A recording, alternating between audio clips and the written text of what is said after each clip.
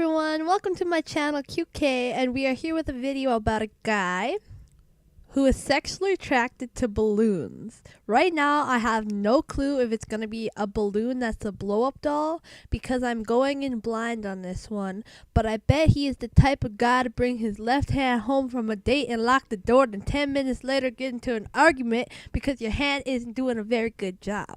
But moving on to the video. My name is Julius, I'm 62 years old, and I'm addicted to balloons. They're beautiful, they're soft, smooth, delicate. I have a connection with them. Intellectually, I know that balloons are not alive, but sometimes I wonder if it's my love for them that brings them to life. My first reaction was, wow, balloons, that's kind of strange. Kinda strange? No, son. If my uncle told me that he feels any type of connection with balloons and feels like his love brings them alive, I'm gonna be straight up and say, Uncle, you must have been doing more than just smoking on some marijuana and doing crack. Uncle been popped the molly, I was sweating in the trap house doing the Macarena, shooting heroin with some Cabbage Patch Kids down the lane, the fuck? But you know what? Keep it going. Julius has been addicted to balloons for over 5 decades. It started when he was a child as an innocent attraction to the shapes and colours. Now Julius has filled his home with over 50,000 balloons and can't sleep unless he's surrounded by them. Okay, now, balloons are pretty nice sometimes, but look how close they are to his face. Imagine having 50,000 of them all surrounding you while you sleep. Then one day, one pops and is so close to him, he breathes it in and suffocates him. That's some 1,000 ways to die type of shit there, boy. I love all balloons, but I do have my favorites. I like the crystal clear, the transparent. Kind of. It's like a soap bubble, you can see through it. I've got the long ones, the round ones, but my favorite is the spherical ones. Hey there, I'm looking for, some condoms. Oh, honey, what you want? Well, what kind of condoms you have? We got the round condom, we got the round condom, we got the one with the small wee-wee. We also got the spherical one for when you're in the mood for a little pow and pow action. Okay, I'll take that one. Julius is so addicted, he even has an entire room dedicated to balloons. This is my balloon sanctuary. I have magenta, purple, yellow, blue, red, and clear. And wherever I have a white one, I don't have many white ones, but I try to put the white ones in there, like there's a white one over there. And then I got some orange and yellow. What about the black ones? You said yellow twice. And green. I try to alternate it to keep all the colors, of the rainbow in there. One of my favorite balloons is the weather balloon. It's very delicate and soft and smooth. It's probably one of the softest balloons I've got.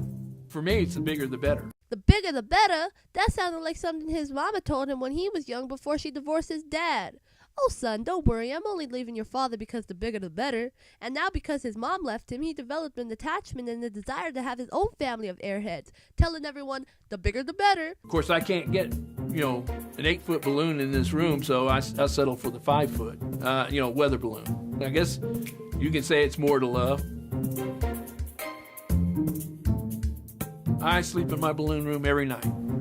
And that's why poor Julian's gonna be on the accidental death list if he doesn't go pop, pop, pop all the way home with those balloons soon. Nah.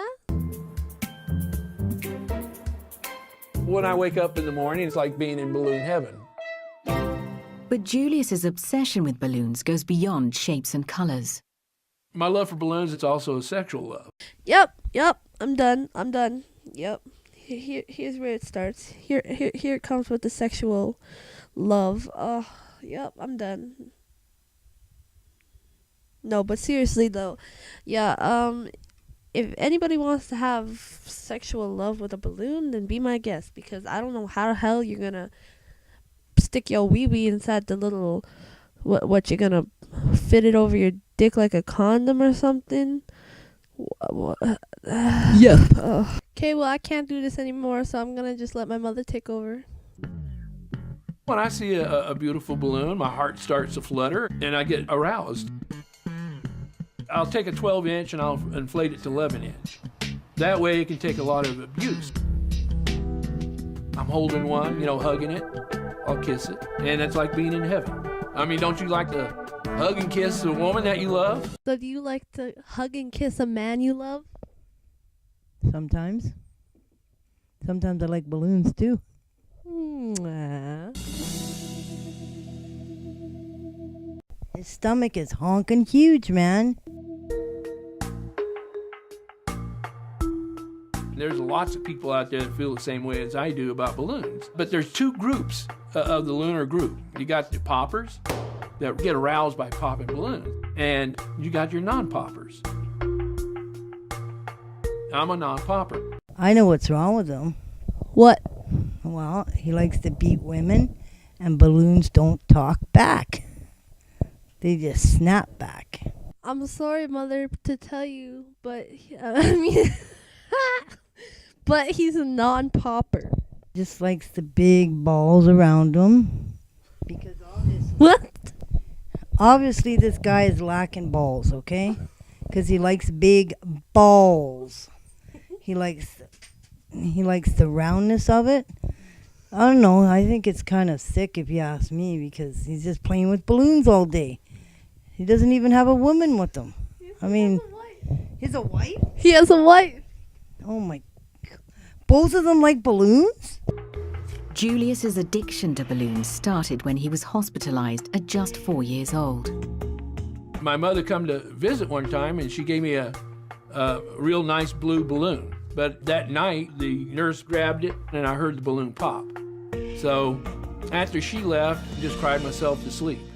Aw, now I know what's wrong. Now that he's adult, he can have all the balloons he wants, because when he was little, they took his little balloon away from him and broke it. But now that he's an adult, he can have all the colors of the rainbow. Since then, the sound of a balloon popping devastates Julius, and he even rescues balloons he believes to be in danger. I'll go to car dealerships and do what I call a balloon rescue. When they set them out early in the morning, they're really beautiful. And as the sun bakes on them, they get really dull, misshapen. I feel, like I give them a second chance at life. What do you think about him rescuing balloons? Well, I think he's got to be sick, because there's no such thing as rescuing balloons, because they're not alive, for one thing. Sick? Yeah, it's sick, because what's he doing with all that rubber, man? How many times you gotta say it's sick? Balloons do not live. They don't have lives. There's no second chance for a balloon. That's it. Capiche. See you later. Bye-bye. But Julius doesn't share his extreme love for balloons with many people. The only people that know him is my family. My wife thinks it's strange, but she accepts it.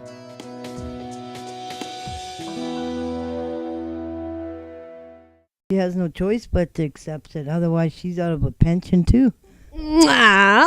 The fact that he feels like he has to keep it a secret definitely points that there is a problem. I see nothing wrong with loving balloons. It's not hurting anybody. It's not dangerous, and I have no desire to change. Today, his nephew, who's also an addiction counselor, wants to confront the issue and convince Julius to see a therapist. I've heard through the family a little talk about your balloons, about your balloon room. So what kind of questions do you have? What do you get out of your balloons emotionally? When I inflate them, it seems like they come to life for me. Really? Yeah.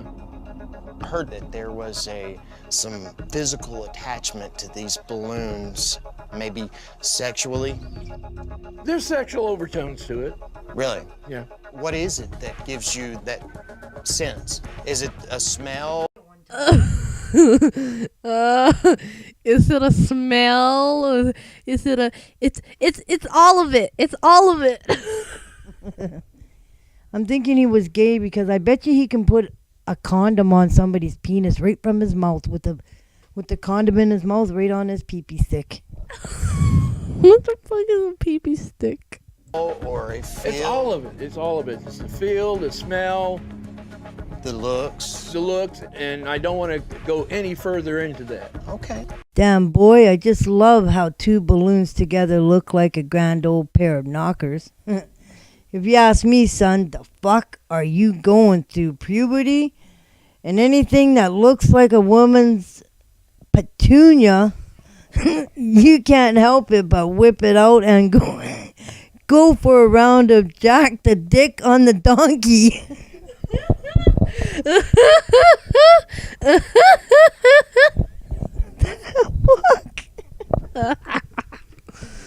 You ever think that maybe there's something wrong? Nope. You know, Yes. nothing. If you feel like it, you have to keep things hidden, especially something like this. There's obviously a problem. Do you think you'll ever give it up? Nope. No. No. Definite no. Definite no. Hell, I've been doing it too long. Wow. So how long have you been doing? How many years altogether do you have collecting these balloons? Oh, collecting them, I started when I was about 8. So he's been whacking his pee-pee stick since he was 8 years old. Isn't that a little young to be whacking your pee-pee stick? Because he said it was a sexual thing, right? Okay. All right. So you're 62 now, so that's what? 40? 40 years. Wow. Wow. That's quite a bit of energy, time and energy. Do you spend a lot of time and energy during the day with them? No. Or just sometimes go up and... Well, sometimes I'll rescue them, like at a, car dealership. Then I'll spend a little time, if they're still floating, I'll let them float until they fall. If they're already, falling, then I'll untie them and powder them, put them in a bag. Well, when you say powder them, what? Talcum powder. Talcum powder. That keeps them from sticking together. Okay. All right. I bet you he wraps them when they're all dead and gone. He wraps them around his fingers, his balls, his pee-pee stick, his nose, his tongue, his toes. Probably stuffs them up his Bart.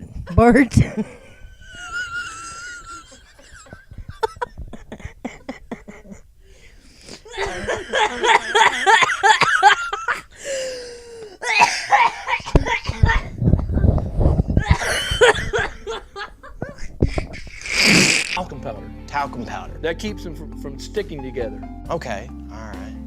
All right. Do they ever go bad or anything? Oh, like that? yeah, if I don't take care of them. So when you take care of them, it's involving talcum powder and... And desiccant in a Sealamil bag. Yeah, I'll be showing you. Okay. And I've got some that's over 40 years old. Really? Yeah. Wow. Does it cost a lot of money doing this? No, I don't think so. There's people that spend more money buying guns. Have you ever thought about going and talking to somebody about it? I don't have a problem. Right. So why be concerned? The fuck? If you don't have a problem, then why do you say it so offensively or aggressively? I don't. Yeah. Give it up. These questions that I ask, they're just strictly out of love and concern. And I don't want you to think that there's anything else in that. Would you be willing to go and talk to somebody? Okay. I've seen a psychologist before, and about the only thing he said to me is, well, you're not hurting anybody, so why worry about it? I see nothing wrong with loving balloons, and I'm going to continue to love balloons because that's what makes me happy. My opinion about all that, it's true, he's not hurting anybody, but it is funny if you have to go on TV about it and show the world what you're doing. I mean, it just brought attention to yourself, but it's true, if he's not hurting anybody, what does it matter? But he's just going to have more people laughing at him now because in society, people think that's funny. So, I don't know, keep it in a private room to yourself. Well, thank you everybody for watching my show, and I hope you comment, rate, subscribe, and thank you for my special guest is my mother. Say hello or say how you feel. All I got to say is see you on the next one. If there's a next one. Peace out.